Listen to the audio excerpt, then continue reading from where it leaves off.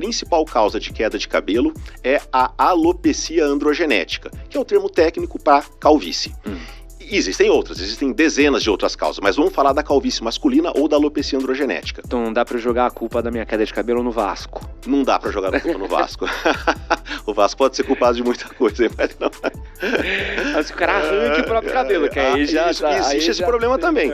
Exato. E nesse caso o elemento de estresse acaba sendo quase que determinante, viu? O jeito como eu mexo no meu cabelo, prender cabelo, então eu falo, o homem que tem o cabelo muito preso, perde o cabelo, faz cair. Exatamente. Procede?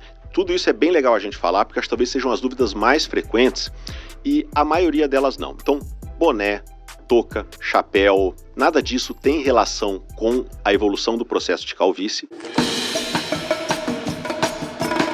Quase 60% a 80% dos homens vão perder o cabelo, a gente já sabe. Ok. Ou pelo menos, né, não uma perda tão intensa, mas pelo menos uma perda parcial, mais significativa sim. O que eu preciso entender agora é por que o cabelo cai? Ele desiste da gente? Ele desencana? Não, isso aqui não é legal. Tchau. Essa pergunta é fundamental, porque muitas vezes a gente encara a queda de cabelo como um problema único. Eu sofro de queda de cabelo. Como se isso fosse o problema. Não, isso é a consequência. Por que o cabelo está caindo? Então a mesma coisa, quem tem tosse, por que tem tosse? O que está gerando a tosse? Então o que está gerando a queda de cabelo? Vamos falar do homem adulto, né, que é o nosso foco hoje. No homem adulto, a principal causa de queda de cabelo é a alopecia androgenética, que é o termo técnico para calvície. Existem outras, existem dezenas de outras causas, mas vamos falar da calvície masculina ou da alopecia androgenética. Nesse caso, o que acontece? A raiz do cabelo, o folículo da região superior do couro cabeludo e principalmente da região das entradas, da região da coroa, que são as áreas mais frequentemente atingidas, a raiz do cabelo ela tem uma sensibilidade muito grande a um hormônio chamado DHT. Quando esse hormônio se liga ali na raiz do cabelo, ela começa a afinar. Então não é só queda de cabelo é um dos sintomas. Uma outra manifestação inicial da calvície masculina é o afinamento. O homem começa a perceber que o volume de cabelo começa a diminuir. Esse é um sinal inicial. A queda aumentando, as entradas progredindo. Cada homem às vezes evolui de uma maneira, mas todos esses fenômenos tendem a acontecer mais ou menos em paralelo. E todos eles secundários à ação do DHT na raiz do cabelo. Agora perceba que para que isso aconteça a gente tem que ter dois elementos. Tem que ter o DHT e tem que ter essa sensibilidade na raiz do cabelo. Tem homens que não têm nenhuma sensibilidade de afinamento ao DHT. E esses realmente, talvez é o caso do seu avô, vão chegar numa idade mais avançada, com cabelo denso, espesso, sem nenhuma perda capilar. Agora, por que nós temos graus de calvície e por que essa evolução muda de homem para homem? Porque a intensidade dessa sensibilidade é diferente. Tem homens que têm uma sensibilidade muito grande. O rapaz, quando ele entra na adolescência, que aumenta a produção dos hormônios, começa a ter mais DHT entrando em contato com a raiz do cabelo dele, às vezes ele perde o cabelo rapidinho. Então, se num extremo a gente tem o teu avô, que tem uma idade mais avançada e muito cabelo, tem aquele rapaz que com 15, 16 começa a perder, com 20 ele está completamente calvo. Ou seja, ele tem uma sensibilidade muito grande ao DHT. A maioria dos homens estão no meio do caminho, vai perdendo um pouco ao longo da vida, uns mais rápido, outros mais lentamente, mas é esse o mecanismo. Lembrando que, fora isso, temos diversas outras causas. Vou dar um exemplo agora mais recente, a queda de cabelo pós-Covid. Então a gente sabe que a infecção pelo Covid e outras infecções levam a uma queda de cabelo, mas qual que é a notícia boa? Na maioria das pessoas, essa queda de cabelo, até muitas vezes intensa, ela é transitória. Depois de um tempo, o cabelo volta a ser produzido, você não tem uma lesão permanente na raiz do cabelo. Na calvície, não. Esse afinamento ele é progressivo. A gente consegue reverter parcialmente com o tratamento, porém, no momento em que você já teve uma perda muito avançada, a gente não consegue reverter com medicamentos, né? A opção daí seria o transplante. Tem um ponto de no way back, né? Na queda de cabelo, assim. Porque eu lembro que quando eu fiz o tratamento do implante, falava-se muito disso, assim, tipo, até certo ponto você consegue ter com tratamento, mas a partir de certo ponto a raiz morreu, né? A raiz foi embora. Sim, a gente não consegue. Agora é interessante também, claro, que quanto menos cabelo a pessoa tem, mais difícil tende a ser o tratamento. Porém, a resposta ao medicamento também é variável. Então, a gente vê às vezes pacientes que têm até graus teoricamente mais avançados e têm respostas surpreendentemente boas. Isso existe também. Não vou negar que é exceção, né? Então, realmente, por isso que aí, levando em conta tudo que a gente falou até agora, que ela tende a progredir ao longo da vida, que quando a gente percebe as primeiras manifestações, há uma tendência que isso evolua, que a gente consegue ter uma melhora parcial ou, na pior das hipóteses, desacelerar o processo com o tratamento. A identificação precoce e o tratamento precoce são fundamentais, porque quanto antes a gente começa a tratar, sem dúvida melhor. E agora eu quero fazer aqui uma pergunta, pode ser burrona, mas é uma coisa que acho que todo mundo acaba percebendo, assim. Porque tem tipos de queda de cabelo diferente. Sim. Então tem um cara que fica com a testa maior, né? Expande a testa, sim. Sobe aqui. Tem um cara que fica calvo aqui no meio, que eu acho que é o Alckmin, né? Que tem um meio de campo aqui, né? Tem queda de cabelo que cai uns tufos na lateral também. Por que tem quedas de cabelo em lugares diferentes, em jeitos diferentes? Legal. Falando ainda da calvície masculina, da alopecia androgenética, a maior predisposição do folículo para esse afinamento é na região superior do couro cabeludo. Tá? Então, esses folículos geneticamente tendem a carregar essa predisposição. E olha só que interessante. Então quer dizer que os folículos daqui são mais sensíveis que os daqui, da lateral? Da lateral, muito mais. E tá aí a explicação por que nós podemos fazer o transplante de cabelo. Olha só que interessante. Com o transplante de cabelo, e eu acho que aqui talvez seja um dos conceitos equivocados mais frequentes com relação ao transplante capilar. Não se cria cabelo com o transplante. Você termina a cirurgia com o mesmo tanto de cabelo que você começou.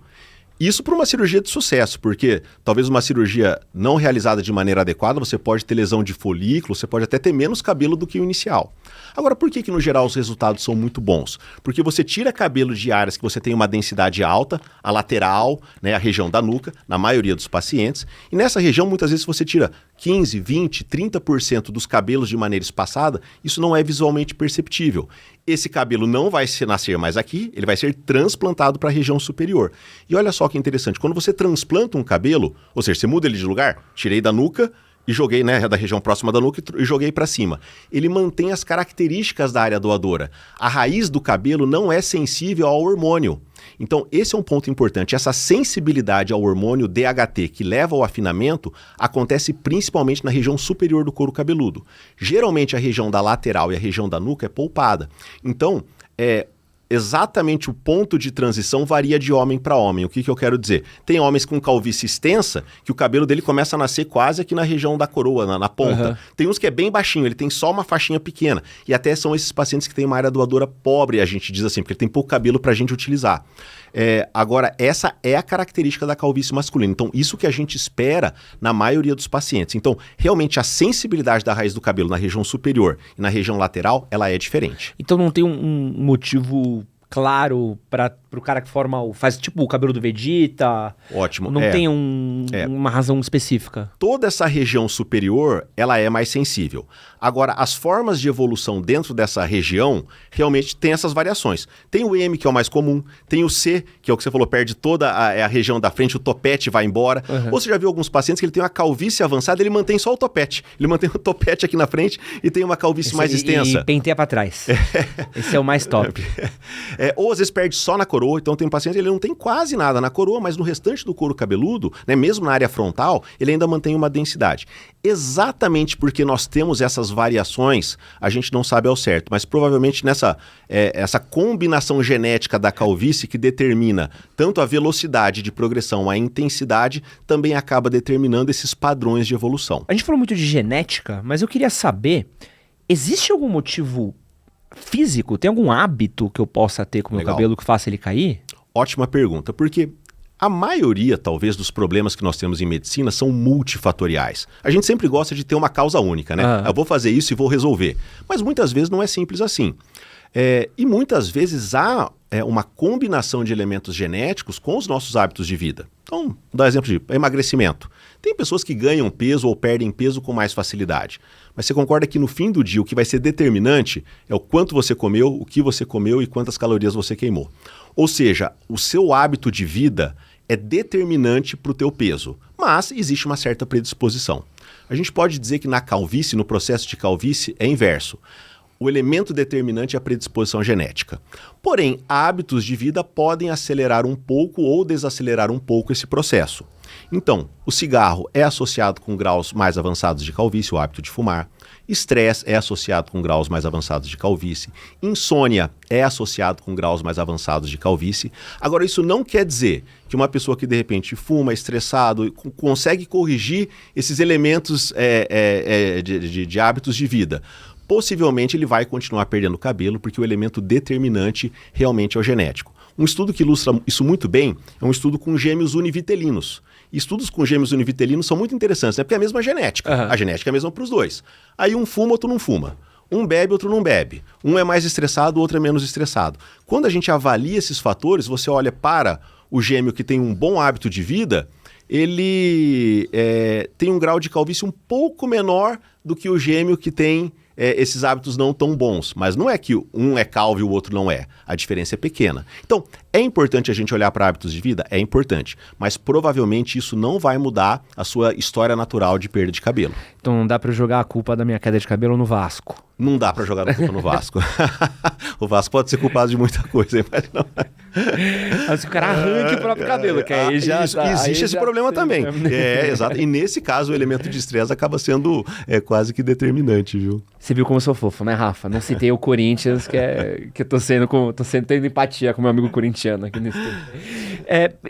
Eu sei que a gente falou as coisas de hábito, mas eu quero manter um pouco nessa pauta, porque tem esses mitos, né? Sim, muitos. Então tem o clássico do boné, touca, cabelo molhado. Isso. O jeito como eu mexo no meu cabelo, prender cabelo, então eu falo, o homem que tem o cabelo muito preso, perde o cabelo, faz cair. Exatamente. Procede? Tudo isso é bem legal a gente falar, porque acho que talvez sejam as dúvidas mais frequentes e a maioria delas não. Então, boné, touca, chapéu, nada disso tem relação com a evolução do processo de calvície.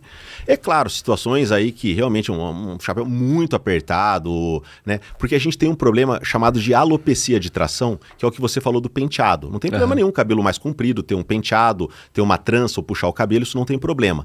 Porém, se há uma tração persistente na raiz do cabelo, essa tração na raiz do cabelo vai danificando a raiz do cabelo. E isso não tem nada a ver com o processo de calvície. Aí é outro problema, que é a alopecia de tração. Tanto que ela, por exemplo, é muito frequente em crianças. A mãe às vezes faz aquele penteado, puxa o cabelo e isso faz alopecia de tração. E o homem também pode ter isso, né? Então esse é um cuidado que é importante que nós tenhamos. Mas, tirando essas situações de tração excessiva, boné não tem problema, chapéu não tem problema, penteado não tem problema, usar gel, pomada para fixar o cabelo, nada disso tem problema. Frequência de lavagem do cabelo e questão de dormir com os cabelos molhados. O cabelo úmido, né, você dormir com o cabelo molhado, ele favorece um pouco uma situação que a gente chama de dermatite seborreica. Seria uma caspa mais intensa. Quem sofre desse problema pode piorar um pouco com esse hábito. Ou o banho muito quente, também, que é uma outra pergunta frequente, né, de temperatura da água.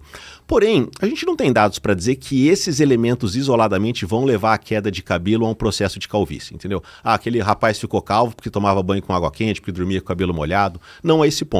Agora, principalmente quem tem uma caspa de mais difícil controle, são cuidados que vale a pena a gente ter e seria, no geral, como um cuidado global, legal a gente evitar. Isso que é exatamente o que eu ia perguntar, né? Porque a caspa às vezes acaba afetando a raiz do couro cabeludo, né? Isso pode acontecer. Novamente, não costuma ser o elemento determinante, mas pode ser um elemento associado. Então, nesses casos, esses cuidados são mais importantes. Como linhas gerais, realmente, não dormir com o cabelo molhado é um cuidado mais interessante para a saúde global do cabelo, mas não a ponto disso ser o determinante para a perda de cabelo. Eu já contei aqui umas vezes a história do dread do meu amigo. A Débora vai adorar, super nojenta essa história. Eu tinha um amigo que tinha dread e ele não era uma pessoa pra cuidar de dreads, né? Porque tem amigos que têm dreads maravilhosos, beijo pro Samuca, cabelo bonito, de dread lindo. Mas esse meu amigo não era pessoa pra ter um dread, ele não cuidava do cabelo dele. E o cabelo dele tinha uma manteiguinha, sabe o que dava pra ver assim na lateral? Acho que quem já conheceu pessoa com dread já viu assim. Um dia ele tava mexendo no cabelo, ele puxou, veio um dread inteiro embora, assim, ó, pum, ejetou da cabeça dele, assim. Tirou desde a raiz, assim, fez um... Então, esse é um exemplo de uma lesão mecânica que ele está causando no cabelo. De repente, essa pessoa não tem nenhuma tendência para perda capilar, para calvície genética, nada. Mas aí também, realmente, é o cuidado inadequado que está gerando perda capilar. E vale a pena dizer que nos casos mais iniciais dessa alopecia de tração, ela é reversível. Você tira ali... Agora, com o tempo, essa agressão na raiz do cabelo é tão grande pela tração que você tem uma lesão permanente. Isso pode acontecer. Tem uma parada também, a gente falou bastante de mito. Tem um mito que ele é muito forte, que é o mito da finasterida, né? Porque acho que todo mundo... Eu cheguei a fazer um vídeo que eu falei que eu tive que usar finasterida por causa do meu transplante de cabelo. E a primeira coisa que todo mundo perguntou... ficou broxa. Eu falei assim, mas e aí, você ficou broxa? Como é que é ficar broxa? Eu falei, não, gente, eu fiquei bem. Não aconteceu nada. Não aconteceu nada. Por que tem esse mito de que finasterida deixa o cara broxa e que o cara vai afetar a qualidade da vida sexual dele? Perfeito. Isso é Nossa, daria para quase a gente fazer um podcast falando só disso. Porém, dados que nós temos até o momento, a finasterida... ou essa família que faz parte da finasterida, temos uma outra droga que se chama dutasterida, que é um pouco mais moderna, um pouco mais potente, mas elas são muito parecidas. Então, basicamente, o que vale para uma, vale para outra. E eu já vou ressaltar isso agora, porque algum paciente que eventualmente teve algum problema com a finasterida, ele quer trocar para dutasterida. Não faz muito sentido, porque elas são muito semelhantes. Uhum. Mas falando principalmente da finasterida, que é a mais antiga e a mais conhecida. Por que ela funciona muito bem, de uma maneira geral, para o tratamento da calvície? Porque ela diminui a produção da dihidrotestosterona. Lembra? A dihidrotestosterona liga na raiz do cabelo e afina. E ela diminui a produção desse hormônio. E, ao longo dos anos, ela foi liberada para a finalidade de queda de cabelo, né, para calvície masculina, no final da década de 90 nos Estados Unidos. Então é uma droga que já está no mercado há muito tempo. E ela realmente se mostra eficaz. Se mostrar eficaz também não quer dizer que ela seja perfeita, não quer dizer que todo mundo responde da mesma maneira, mas, em linhas gerais, a eficácia dela é muito sólida e consistente ao longo dos anos. Ponto. Aí de onde vem essa questão da impotência sexual, né? Quando a gente olha para os estudos da finasterida, realmente tem uma fração dos pacientes que usam finasterida que tem alteração sexual. E não necessariamente é impotência ou distúrbio de ereção. Tem pacientes que têm uma diminuição de libido, que às vezes é leve. Percebi que tem um desejo sexual diminuiu, mas tem uma vida sexual ainda normal. E tem pessoas que têm uma diminuição de libido muito intenso ou até casos de impotência. Quando a gente soma todos esses efeitos colaterais sexuais, algo em torno de 5% dos pacientes podem apresentar. Então, isso é fato e realmente alterações sexuais podem acontecer pelo uso da finasterida. Agora, alguns pontos que a gente tem que levar em consideração.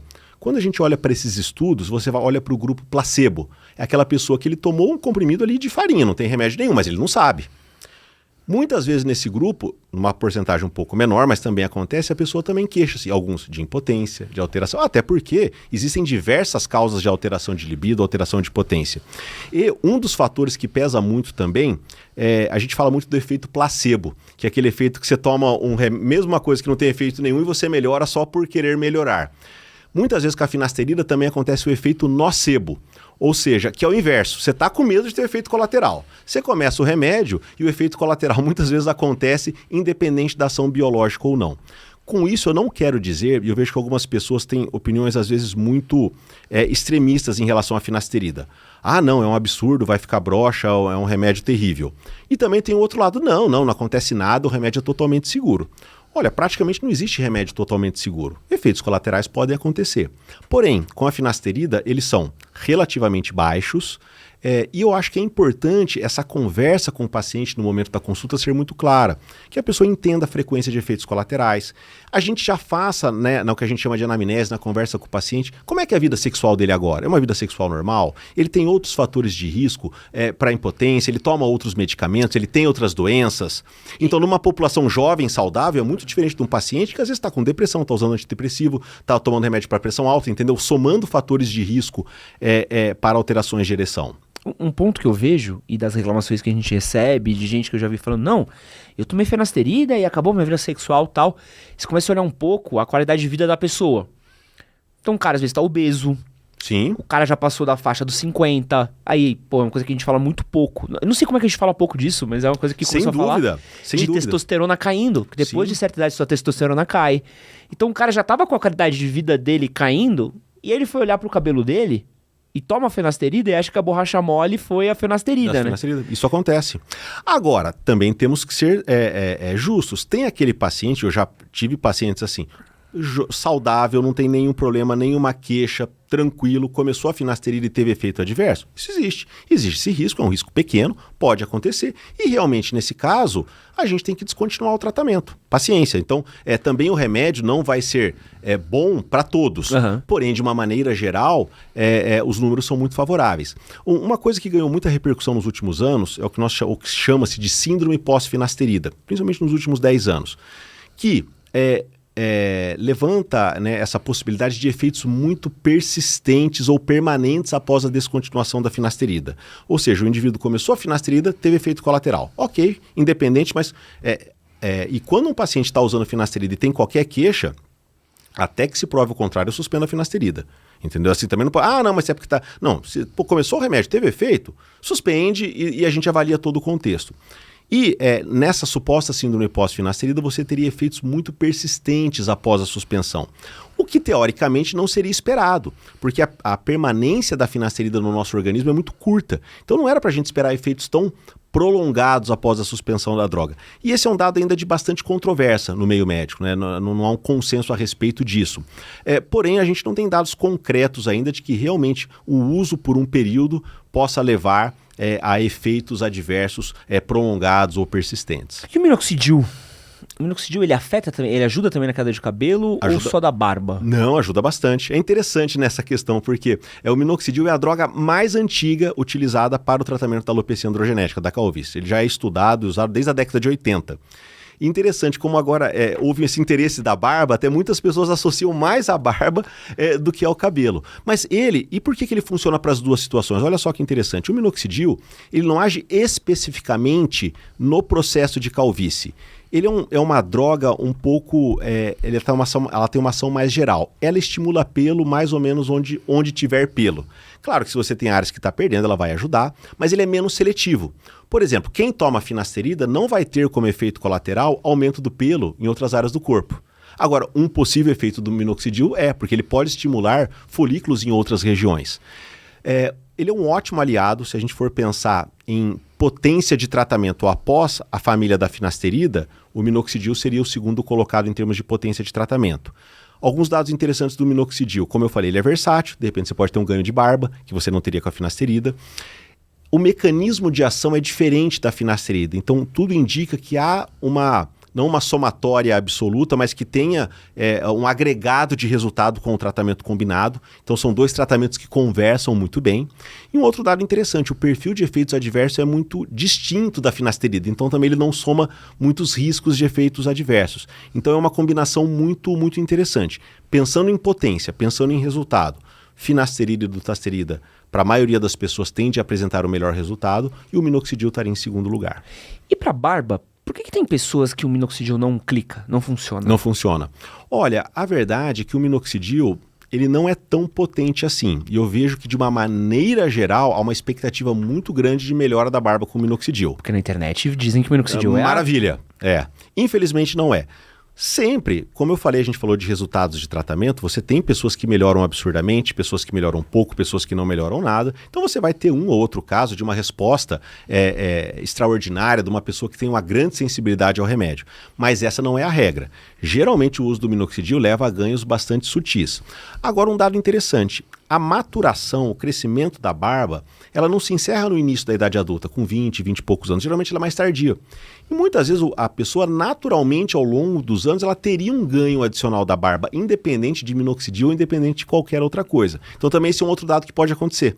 Então às vezes o rapaz mais jovem, ele está incomodado, queria ter mais barba, e naturalmente ele vai ganhando barba, vai usando minoxidil, fazendo outros tratamentos que ele até acaba associando como os causadores da melhora, e nem sempre isso acontece. Então ele pode ser usado, a ação original de bula, digamos, do minoxidil não é para barba, mas sim ele tem esse poder de melhorar, mas de uma maneira geral os resultados são sutis, então é interessante que você que vai usar com essa finalidade talvez não tenha grandes expectativas, porque a maioria não melhora tanto assim não. Porque também tem a ver com porque pelo menos o que eu estudei, o que eu vi, o minoxidil ele é muito sobre circulação, certo? Sim. Então, mas ele também não acaba falando uma coisa que você falou bastante aqui, que é sobre a sensibilidade do folículo, né? Sim. Então, se você não tiver a sensibilidade do folículo e você estiver passando minoxidil, pode dar um banho de minoxidil que não vai crescer, certo? Isso. Então, falando agora da calvície, depois a gente fala da barba. Beleza. O minoxidil ele não age diretamente no processo da calvície, no mecanismo de ação que leva ao afinamento. esse canal continua acontecendo. Por isso que há um entendimento que a finasterida seria a primeira droga, porque ela age diretamente no problema. Porém, o minoxidil ele faz um estímulo geral para o cabelo. E aquele cabelo que está sofrendo com o processo de calvície, ele tende a melhorar. Assim como a pessoa que tem pouca barba, ele não tem problema nenhum, ele não tem nenhuma ciência, ele simplesmente tem pouca barba. E o minoxidil também tende a ajudar a barba. Onde você passar o minoxidil, você deve ter um estímulo do cabelo. Algumas pessoas usam na região da sobrancelha, por exemplo, e por aí vai. Agora, a grande pergunta, que é super interessante, como é que o minoxidil age? Qual que é o papel do minoxidil nessa história toda? E você vê, é a droga mais antiga, mais estudada, e a gente ainda não tem essa resposta de maneira categórica. Caramba. O conceito geral mais estabelecido é isso que você falou, ele é um vasodilatador, melhora a circulação sanguínea e com isso você tem mais nutrientes, mais oxigênio e você melhora a queda de cabelo. Ok, é a primeira hipótese e super coerente, porém existem diversos outros vasodilatadores na área médica e eles não aumentam a produção do cabelo. Né? Então isso não é uma característica dos vasodilatadores, é uma característica do minoxidil. Possivelmente, hoje, o que mais se aceita é que ele tem uma ação de estímulo direto mesmo no folículo, né? O canal que ele age ali para fazer a vasodilatação também pode fazer um estímulo no folículo, é uma particularidade da droga, mas ele não é seletivo. Ele não vai tratar primariamente os folículos que sofrem com o processo de calvície. Todo folículo que ele entrar em contato, ele deve fazer um certo estímulo. Diferente da finasterida. Para aquela área que não sofre ação do DHT, a finasterida não faz diferença nenhuma, que é a situação da barba, por exemplo. E tem diferença do uso tópico para o uso de comprimido, de comprimido? Cápsula? Tem diferença. O uso tradicional padrão do minoxidil é o uso tópico, para você usar no couro cabeludo, aplicar no couro cabeludo. E até há alguns anos ele era basicamente conhecido da maioria das pessoas dessa forma. Mas o minoxidil ele foi desenvolvido na década de 70 como um antihipertensivo. Como ele faz vasodilatação, ele diminui a pressão arterial. E ele entrou no mercado americano como comprimido para pressão arterial em 1979. Aí começou a ver que quem tomava minoxidil para baixar a pressão começava a melhorar o cabelo. Opa, fez-se a solução e a solução foi liberada pelo FDA na década de 80, depois da década de 90 e a coisa andou. Então parece um contrassenso a gente falar de comprimido agora. Agora, qual que é a ideia do comprimido? Você já passou minoxidil? Você já aplicou minoxidil no couro cabeludo? Ah, inferno. Então... essa é a sensação da maioria dos homens. As mulheres também, mas eu acho que o homem ele ainda tem mais dificuldade em aderir. E o que a gente falou no começo? A calvície não é um processo que vai te acompanhar ao longo da vida? E o tratamento tem que te acompanhar ao longo da vida. O que eu quero te dizer? Se você faz um tratamento que é chato, que o teu cabelo fica duro, que você não consegue pentear, que você tem uma sensação residual, quanto tempo você vai sustentar esse tratamento? E esquecer. Tem que passar aqui todo dia, e ainda ficar com aquela textura zoada, ainda ficar com aquela coisa... Então, quando eu fiz o tratamento para implante, que o cara falou, tem que passar minoxidil. Eu falei, nossa, não, mas vou te dar o manipulado.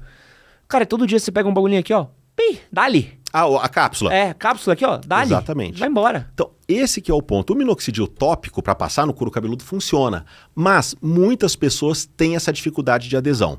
Talvez quem olha de fora pode falar, não, mas passa aí, não custa, é uma coisa tão simples. Mas não adianta, a hora que a gente vai incorporar na rotina, nossa, é difícil. E um erro muito frequente no tratamento da calvície é trata 2, 3 meses, cansa, esquece, para.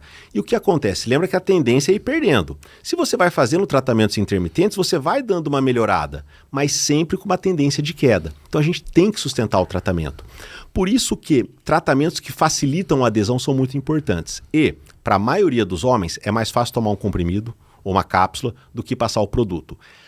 E também tem outra. Cada pessoa tem o seu padrão de adesão. Tem gente que aplica o minoxidil numa boa, adere super bem. Tem gente que até gosta, o cabelo fica mais durinho, eu tenho uma sensação quase que de um gel, o cabelo fica... Então tem pessoas que gostam, mas não é a maioria. E nesse sentido, o uso do minoxidil por via oral é muito mais prático. Então essa é a grande vantagem do minoxidil oral. Porém, lembra que eu falei que ele é um remédio para pressão alta? Uhum. Quando a gente usa para pressão arterial, para tratamento da pressão arterial, ele quase nem é usado mais para essa finalidade, que é uma droga muito antiga. Tem drogas muito mais modernas para tratamento da pressão. Mas a dose vai de 10 a 40 miligramas. Quando a gente trata a queda de cabelo, essa dose geralmente vai entre 1, no máximo 5 miligramas. Então é uma dose mais baixa. Né? Então isso é importante. Outra coisa, é fundamental que você tenha um acompanhamento médico para fazer esse tratamento. E no geral, os resultados são bem interessantes. Porém, temos um risco maior de efeito adverso. Por exemplo, de crescer mais pelo em outras partes do corpo, até porque você está ingerindo a cápsula. Geralmente isso é muito sutil. Olha, eu não me lembro de um paciente, de um homem que tenha parado o tratamento por causa disso. Quando percebe, realmente, eu percebi que aumentou um pouco o pelo. Eu tive pelo na mão. Pelo de velho aqui, ó, que normalmente aqui cresce muito velho, cresceu pelo na minha mão. Isso aqui pode acontecer. Isso é um efeito do minoxidil. Algumas pessoas podem ter tontura, mal-estar, dor de cabeça, é menos frequente, mas pode acontecer. Então, essa combinação hoje do minoxidil por via oral, junto com o inibidor de 5-alfa-redutase, né, ou a finasterida ou a dutasterida, acaba sendo muito prático, porque tem uma eficácia combinada muito boa e muito prático, né? O indivíduo toma ali 2 cápsulas, 2 comprimidinhos e consegue aderir com muita facilidade. E aqui a gente tem um momentinho aqui, doutor, que são nossas rápidas e curtas, tá? Legal. E eu queria só saber de você quais são os top 5 erros dos homens com cabelo. Ah, boa pergunta, hein? Top 5 erros. Vamos pensar nos cuidados com o cabelo e prevenção do cabelo. Talvez a primeira delas é associar muito a perda capilar a elementos externos que não são determinantes e postergar o tratamento de verdade. Ou seja, meu cabelo tá caindo é porque do vestibular. Aí depois passa o vestibular é porque brigou com a namorada. É porque agora é o emprego. E não é, você tá perdendo cabelo porque tem uma tendência genética que a gente não tratar, por mais que você não tenha fator estressor nenhum, você vai continuar perdendo cabelo. Então acho que esse é um erro muito comum. O segundo erro comum, talvez um diagnóstico errado. Então, como eu falei, a gente tem outras causas de queda de cabelo, sem dúvida nenhuma a questão genética da calvície masculina é a principal, mas as outras situações acontecem, a gente não pode deixar. Terceiro, talvez o tratamento não persistente. O processo de calvície é contínuo. E, a princípio, a gente tem que manter o tratamento de maneira permanente. Eu brinco que o tratamento da calvície não é corrida de 100 metros. Então, às vezes, o cabelo tá caindo, bate aquele desespero, a pessoa quer começar com tudo, né? É comprimido, finasterida, faz tudo, aplicação, um monte de coisa, e não consegue sustentar. Aquele ritmo ele não consegue sustentar. E ele vai ter aquele ganho durante um curto intervalo de tempo. Talvez um tratamento mais tranquilo, mais simples, mais barato, ele tem um resultado muito bom, desde que mantido a médio e longo prazo. Então, acho que essa consistência é fundamental. Eu acho que talvez esses são os 3 principais erros. Novamente, o transplante capilar é fantástico, porém, ele não é milagroso, ele não é a cura da calvície, e ele tem que ser muito bem planejado com uma visão de longo prazo. Eu acho que esse é um outro elemento importante. Eu acho que esses 4 aí, talvez, os mais importantes aí.